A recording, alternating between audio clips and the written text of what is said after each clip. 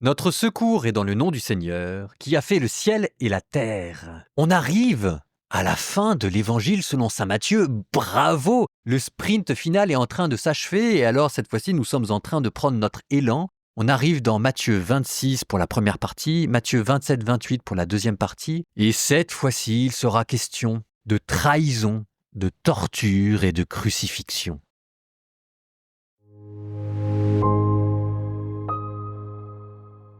Lorsque Jésus eut terminé tout ce discours, il s'adressa à ses disciples. « Vous savez que la Pâque a lieu dans 2 jours et que le Fils de l'homme va être livré pour être crucifié. » Alors, les grands prêtres et les anciens du peuple se réunirent dans le palais du grand prêtre qui s'appelait Caïphe. Ils tinrent conseil pour arrêter Jésus par ruse et le faire mourir, mais ils se disaient « pas en pleine fête, afin qu'il n'y ait pas de trouble dans le peuple. » Comme Jésus se trouvait à Béthanie, dans la maison de Simon le lépreux, une femme s'approcha, portant un flacon d'albâtre contenant un parfum de grand prix. Elle le versa sur la tête de Jésus qui était à table. Voyant cela, les disciples s'indignèrent en disant « À quoi bon ce gaspillage ? On aurait pu en effet vendre ce parfum pour beaucoup d'argent, que l'on aurait donné à des pauvres. » Jésus s'en aperçut et leur dit « Pourquoi tourmenter cette femme ? Il est beau le geste qu'elle a fait à mon égard. Des pauvres, vous en aurez toujours avec vous, mais moi, vous ne m'aurez pas toujours. Si elle a fait cela, si elle a versé ce parfum sur mon corps, c'est en vue de mon ensevelissement.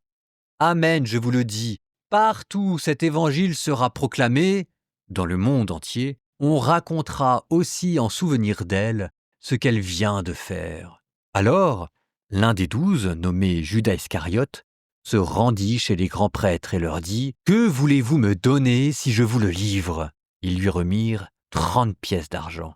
Et depuis, Judas cherchait une occasion favorable pour le livrer. Le premier jour de la fête des pains sans levain, les disciples s'approchèrent et dirent à Jésus « Où veux-tu que nous te fassions les préparatifs pour manger la Pâque ?» Il leur dit « Allez à la ville, chez un tel, et dites-lui « Le maître te fait dire « Mon temps est proche. C'est chez toi que je veux célébrer la Pâque avec mes disciples. » Les disciples firent ce que Jésus leur avait prescrit et ils préparèrent la Pâque. Le soir venu, Jésus se trouvait à table avec les 12. Pendant le repas, il déclara « Amen, je vous le dis, l'un de vous va me livrer. » Profondément attristés, ils se mirent à lui demander chacun à son tour « Serait-ce moi, Seigneur ?» Prenant la parole, il dit « Celui qui s'est servi au plat en même temps que moi, c'est celui-là qui va me livrer. Le Fils de l'homme s'en va, comme il est écrit à son sujet, mais malheureux celui par qui le Fils de l'homme est livré.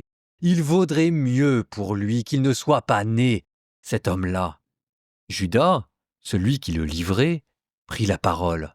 « Rabbi, serait-ce moi ?»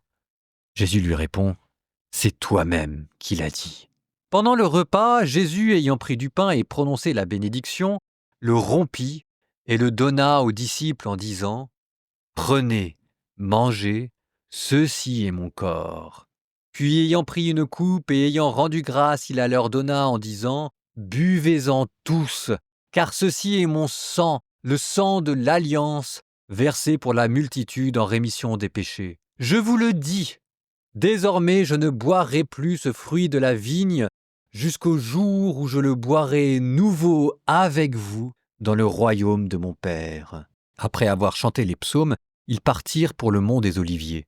Alors Jésus leur dit « Cette nuit je serai pour vous tous une occasion de chute, car il est écrit « Je frapperai le berger et les brebis du troupeau seront dispersées.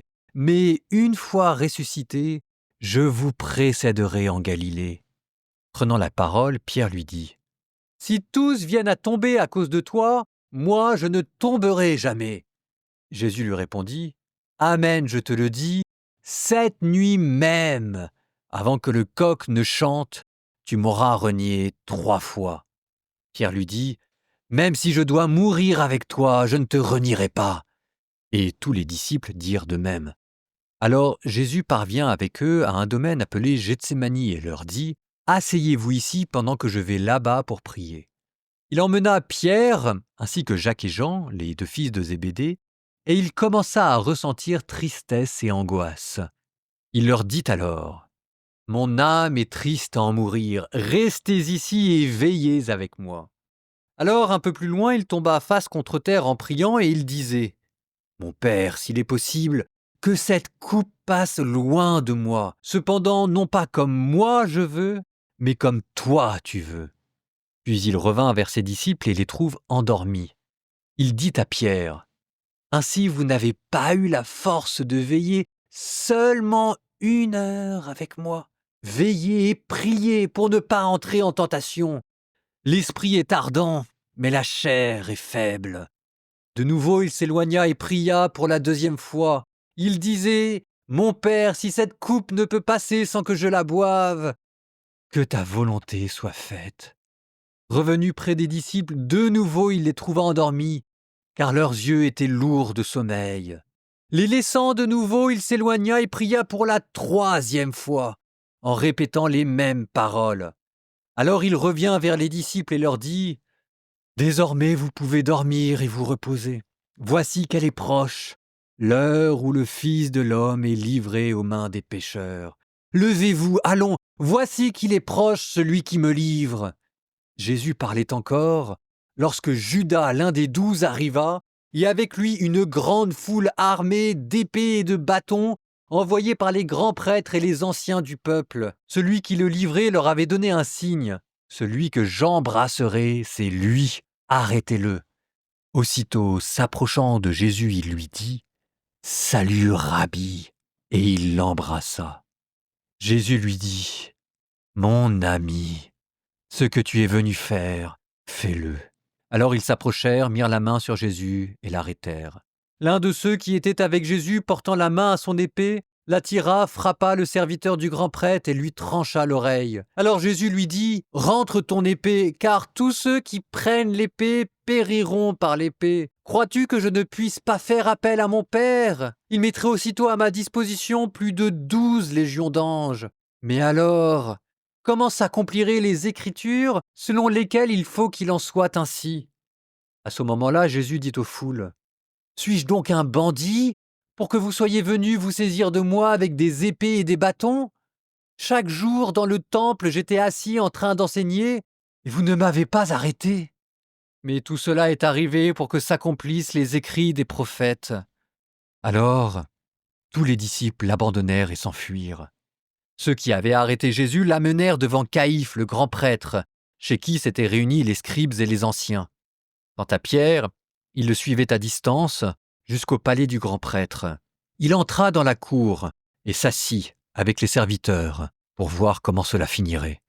Les grands prêtres et tout le conseil suprême cherchaient un faux témoignage contre Jésus pour le faire mettre à mort, mais ils n'en trouvèrent pas. Pourtant, beaucoup de faux témoins s'étaient présentés. Finalement, il s'en présenta 2 qui déclarèrent : « Celui-là a dit : je peux détruire le sanctuaire de Dieu et en 3 jours le rebâtir. » Alors le grand prêtre se leva et lui dit : « Tu ne réponds rien ? Que dis-tu des témoignages qu'il porte contre toi ?» Mais Jésus gardait le silence.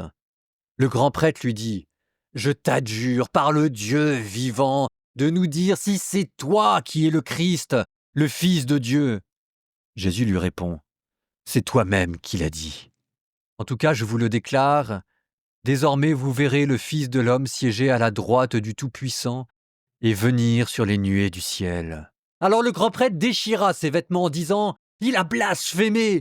Pourquoi nous faut-il encore des témoins ? Vous venez d'entendre le blasphème. Quel est votre avis ?» Ils répondirent : « Il mérite la mort. » Alors ils lui crachèrent au visage et le giflèrent. D'autres le rouèrent de coups en disant : « Fais-nous le prophète, ô Christ, qui t'a frappé ?» Cependant Pierre était assis dehors dans la cour. Une jeune servante s'approcha de lui et lui dit : « Toi aussi tu étais avec Jésus le Galiléen. » Mais il le nia devant tout le monde et dit : « Je ne sais pas de quoi tu parles. » Une autre servante le vit sortir en direction du portail, et elle dit à ceux qui étaient là : « Celui-ci était avec Jésus le Nazaréen. » De nouveau, Pierre le nia en faisant ce serment : « Je ne connais pas cet homme. » Peu à peu, ceux qui se tenaient là s'approchèrent et dirent à Pierre : « Sûrement, toi aussi, tu es l'un d'entre eux.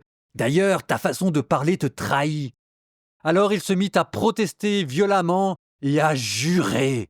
Je ne connais pas cet homme. » Et aussitôt, un coq chanta. Alors Pierre se souvint de la parole que Jésus lui avait dite: « Avant que le coq ne chante, tu m'auras renié 3 fois. » Il sortit et dehors pleura amèrement.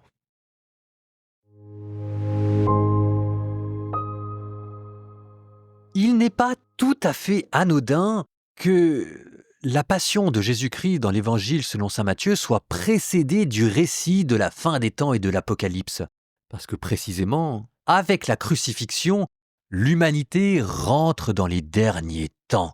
Et que non seulement l'humanité rentre dans les derniers temps, mais Jésus, en accomplissant l'histoire, est bien le dévoilement de l'Apocalypse. Apocalypto en grec, dévoilé. Il est amusant n'est peut-être pas le bon mot. Il est quand même étonnant de voir à quel point les signes qui nous avaient été donnés pour prédire la fin des temps se retrouvent dans la passion de Jésus-Christ. Vous ne les avez pas tous entendus et vous les entendrez peut-être dans le prochain épisode, dans la deuxième partie. Mais regardez, il avait été question d'une apostasie générale à la fin des temps. Eh bien là, vous avez tous les disciples qui ont déserté. Il était question de guerre et de rumeurs de guerre. Et là, vous avez entendu un mot couvert, les Juifs et les Romains se disputant pour un bout d'empire. Il était question de tremblement de terre.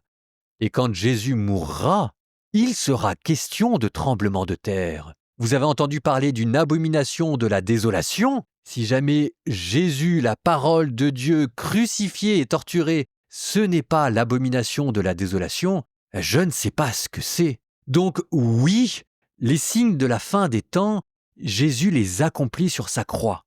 Et ensuite, lorsque l'autre fin des temps viendra, la fin du temps, ce qu'on appelle la régénération du monde et la résurrection, à nouveau ces signes seront accomplis, mais déjà en contemplant la passion de Jésus, vous pouvez l'apercevoir et la contempler. Après, évidemment, tout serait à commenter 1 fois, 2 fois, 3 fois. Il y a peut-être quand même une chose qui vous saisira à écouter la passion de Jésus-Christ. C'est qu'en fait, ça va assez vite. 2 chapitres, et Matthieu ne vous donne pas beaucoup de détails, et puis vous ne les trouverez pas non plus ni dans Luc, ni dans Marc, ni dans Jean. C'est un récit que manifestement les évangélistes n'aiment pas trop, et sur lequel on passe rapidement pour ne pas s'appesantir devant quelque chose qui finalement est glauque, triste. Et d'accord, il y a la résurrection au bout, mais comment en attendant ne pas s'empêcher de pleurer? Et exceptionnellement, et comme c'est le dernier chapitre, nous ne terminons pas par le psaume 118-119 que nous n'avons pas fini, mais nous terminons par un autre psaume qui chante la gloire de Dieu. Psaume 148. Alléluia, louez le Seigneur du haut du ciel. Louez-le dans les hauteurs. Vous, tous ces anges, louez-le. Louez-le, tous les univers. Louez-le, soleil et lune. Louez-le, tous les astres de lumière. Vous, cieux des cieux, louez-le. Et les eaux des hauteurs des cieux. Qu'ils louent le nom du Seigneur. Sur son ordre, ils furent créés. C'est lui qui les posa pour toujours sous une loi qui ne passera pas. Louez-le, Seigneur, depuis la terre. Monstres marins, tous les abîmes, feu et grêle, neige et brouillard, vent d'ouragan qui accomplit sa parole, les montagnes et toutes les collines, les arbres des vergers, tous les cèdres, les bêtes sauvages et tous les troupeaux, le reptile et l'oiseau qui vole.